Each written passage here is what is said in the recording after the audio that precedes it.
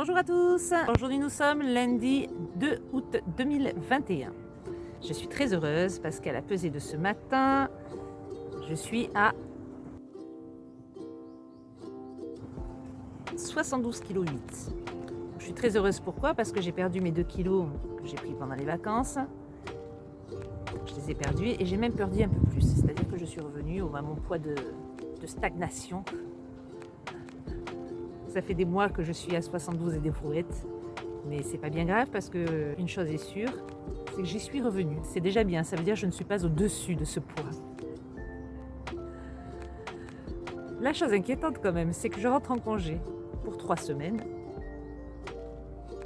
Je vous posterai donc ma 7e vidéo à l'issue de ces 3 semaines. Je vais englober une vidéo avec 3 semaines de congé. Donc mon objectif, c'est de ne pas grossir pendant mes vacances. Je ne sais pas si vous savez ce que c'est, mais c'est quand même pas évident à faire. C'est un challenge parce qu'en général, pendant les vacances, on se lâche, on mange n'importe quoi, on est invité, on boit. Donc je ne compte pas grossir, mais en plus, je souhaite mincir. J'ai mes enfants à la maison, nous sommes en plein été, il fait beau.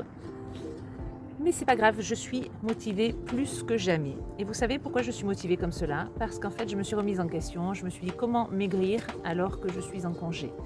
Et j'ai trouvé une application, une méthode d'amincissement qui me convient, enfin je pense qu'il va me convenir. C'est la méthode que tout le monde connaît, c'est celle de peser ses aliments. Il y a quand même une petite variante, mais je ne vais pas vous en parler maintenant, je ne vais pas vous vendre une méthode sans l'avoir testée. Je vais dorénavant peser mes aliments afin de ne pas dépasser mes quotas et je vous posterai certaines recettes avec le nombre de calories au 100 grammes parce que je sais que parmi toutes les femmes, peut-être les hommes qui cherchent à mincir, beaucoup pèsent, donc je ne serai pas la seule. Comme d'habitude, je vais vous présenter mes recettes, également mes séances sportives et puis une nouveauté, une petite enquête documentaire par vidéo. Je trouve ça assez intéressant, vous verrez, et puis toujours mon instant nature. Donc allons-y pour ces 3 semaines, forza, on va y arriver. Comme chaque jour, comme chaque repas, je réfléchis à que faire, que préparer qui ne nécessite pas trop de temps, trop d'énergie, trop de calories. J'ai trouvé. Je suis devant la télé et comme j'ai du mal à rien faire, et ben je prépare des courgettes niçoises en tout petits carrés. Et là, je vais faire des carottes râpées. Donc finalement, le repas, ça sera du poisson pané, des courgettes à l'huile d'olive et des bonnes carottes râpées assaisonnées par mon chéri. 4 assiettes équilibrées. Bon appétit! Ce midi, je vais vous présenter une super recette, des paupiettes de dinde avec des petits pois. Ma mère m'en faisait quand j'étais petite, j'ai toujours aimé ça, donc je reproduis à ma façon. Donc pour ce faire, escalope de dinde. Là, j'ai pris du jambon serrano, mais ça peut se faire avec du blanc de poulet, de la copa, du bacon, au choix en fait, selon vos envies, selon vos goûts. Et j'ai pris un carré de croque emmental président et des petits pois surgelés. Une escalope, je recouvre de papier sulfurisé et j'aplatis. On fait avec les moyens du bord, comme vous voyez. Je l'aplatis pour qu'elle cuise uniformément, qu'elle soit de la même épaisseur, aussi bien au centre que sur les côtés. Je l'ai pesée, elle fait 100 grammes. Vous savez pourquoi je vous dis ça? C'est pour le calcul des calories. Une tranche de serrano, un croque emmental. Au gouda aussi, c'est très bon. On poivre et on roule.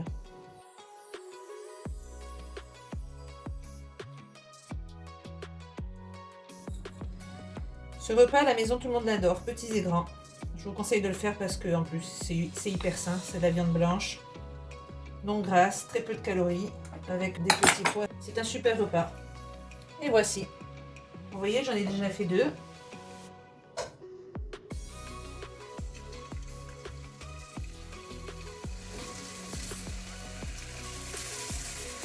Nous sommes 3.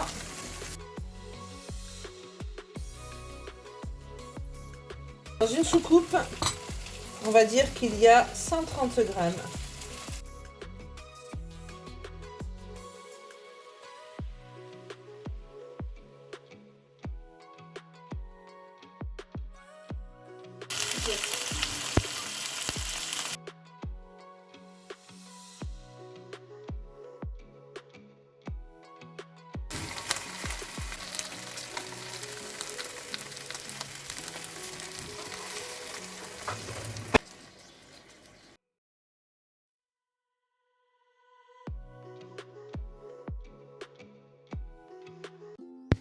ai fait un petit point sur le nombre de calories que va contenir mon repas de ce midi, c'est-à-dire une paupiette de dinde, une tranche de serrano, un carré de croque emmental, des petits pois et des pâtes.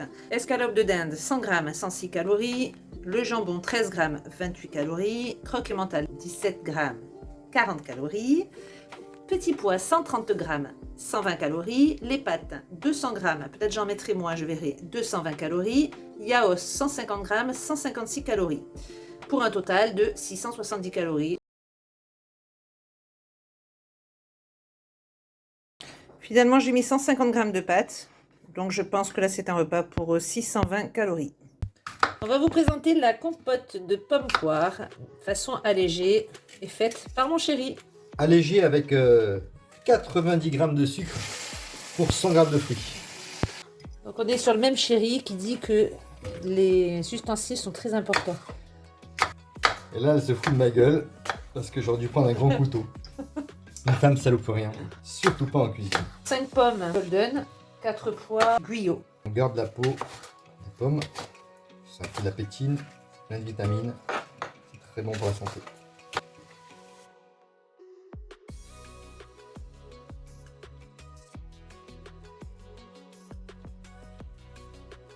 Par contre, on enlève la peau de la poire. Tout le monde connaît le fameux adage « Épluche la pomme à ton ennemi, épluche la poire à ton ami ». Je vais bien dire ce que ça veut dire.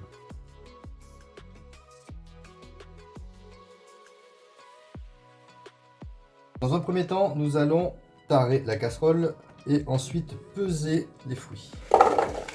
1 kg 250, il faut mettre à peu près 20% d'eau et on va laisser mijoter à feu doux.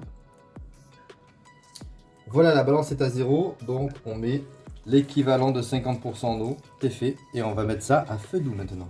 Alors à feu doux avec un petit couvercle dessus, et on rajoutera le sucre ensuite. Alors on continue la compote, et on va mettre 10% de sucre, c'est-à-dire 125 grammes.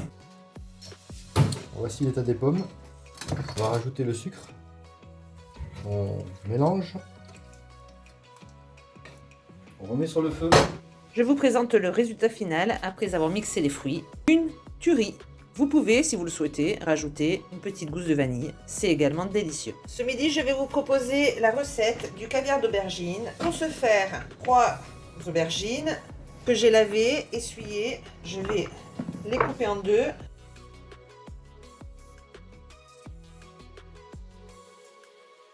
Nous allons les percer à l'aide d'une fourchette. Et nous allons les badigeonner d'huile d'olive avec un pinceau.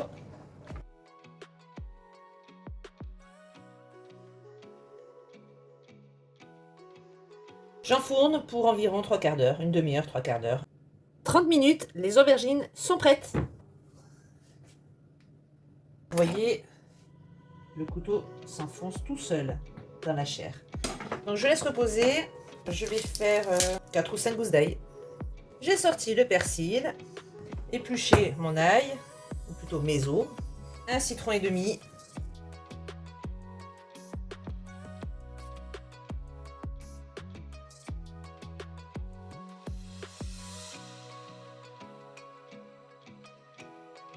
une des clés de la réussite en cuisine, c'est l'organisation. Contrairement à la pâtisserie, je dirais c'est plutôt la pâtisserie, la précision.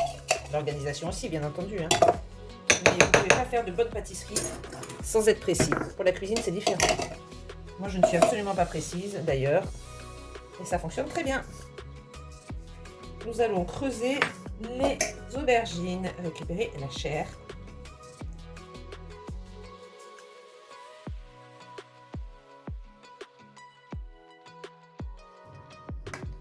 Ça me paraît plutôt bien. Hein.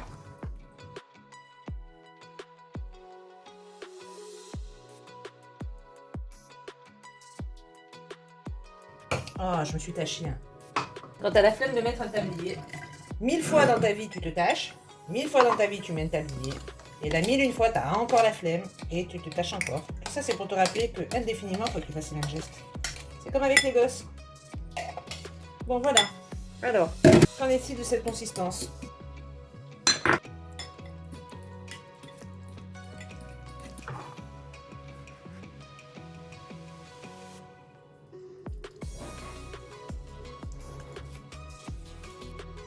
Donc là, c'est vraiment à l'œil, hein, que vous l'aurez pas compris.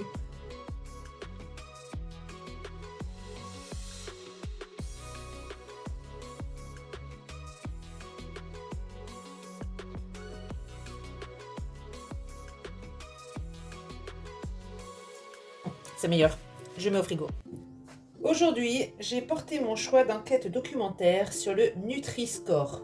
Probablement avez-vous déjà vu ce mot sur les boîtes d'aliments que vous achetez. Comme ici, vous voyez. Nutri-Score A, B, C, D, E. Pour quelle raison j'ai fait ce choix? Tout simplement parce que j'ai été dans l'incompréhension.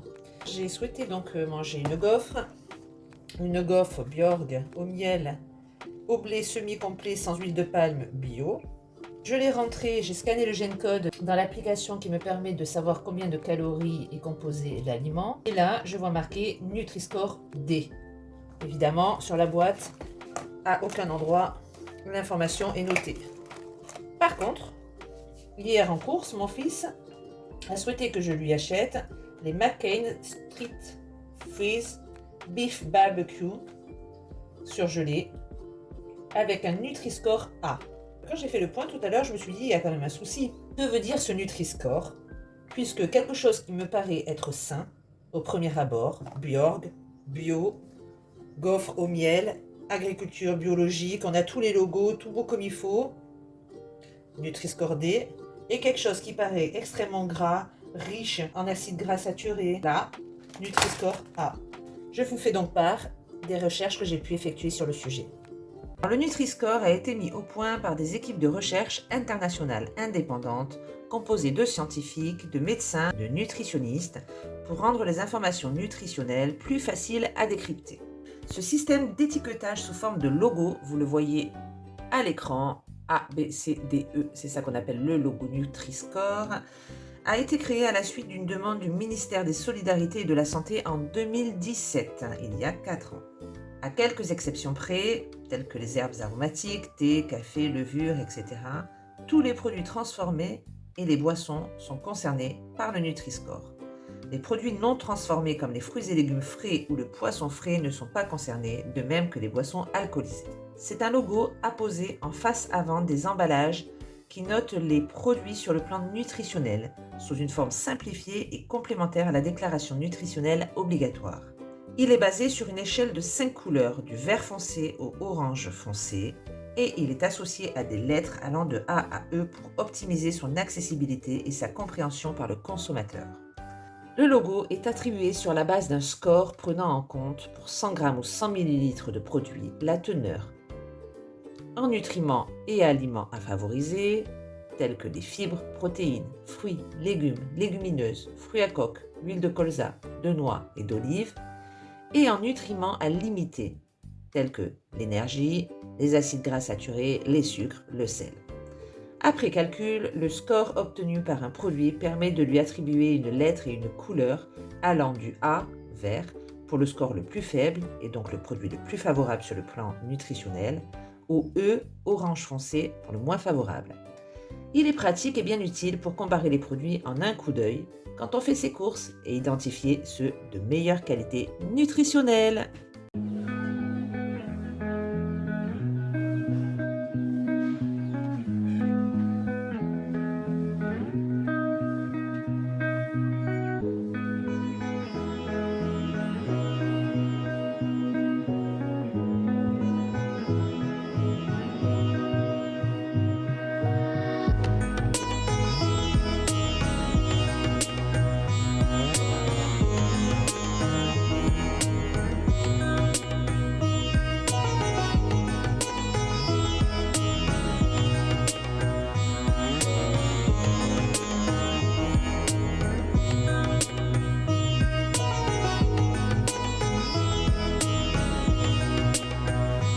Voici en cuisine pour une nouvelle expérience culinaire. J'ai l'impression de passer mon temps à cuisiner. Heureusement que j'aime ça.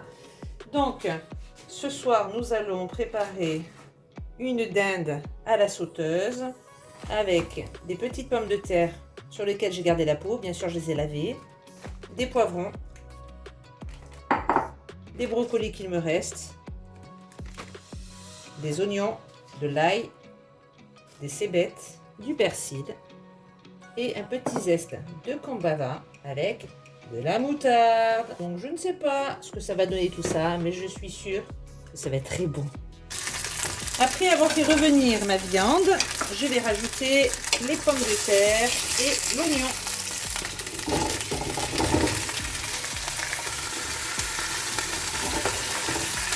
J'ai sorti mes pommes de terre et mes oignons. J'ai prédécoupé la viande pour qu'elle cuise un peu plus vite.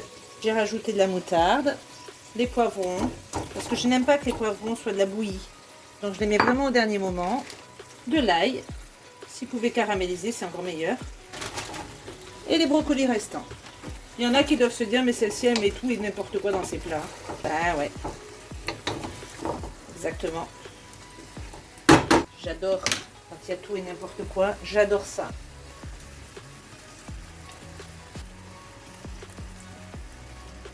On couvre. Repas terminé.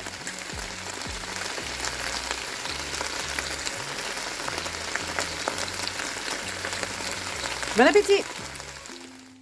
3 semaines se sont écoulées, ça y est, c'est l'heure de la synthèse. Donc que vous dire, 3 semaines de congé à la maison, rien de particulier, du repos, de la télé, un petit peu de jardinage, on s'est occupé des enfants, du mari, des animaux, des repas, on s'est préoccupé bien entendu du rééquilibrage alimentaire, puisque l'objectif, n'oubliez pas, c'était de mincir pendant les congés, le challenge de l'année. Même en 45 ans, c'est la première fois que ça m'arrive. Donc, cette petite synthèse, ben, je me sens bien dans mon corps, je me sens bien dans ma tête, je me sens heureuse et épanouie. Je pense avoir minci. Donc, comme vous avez pu le voir, j'ai pas fait beaucoup de sport.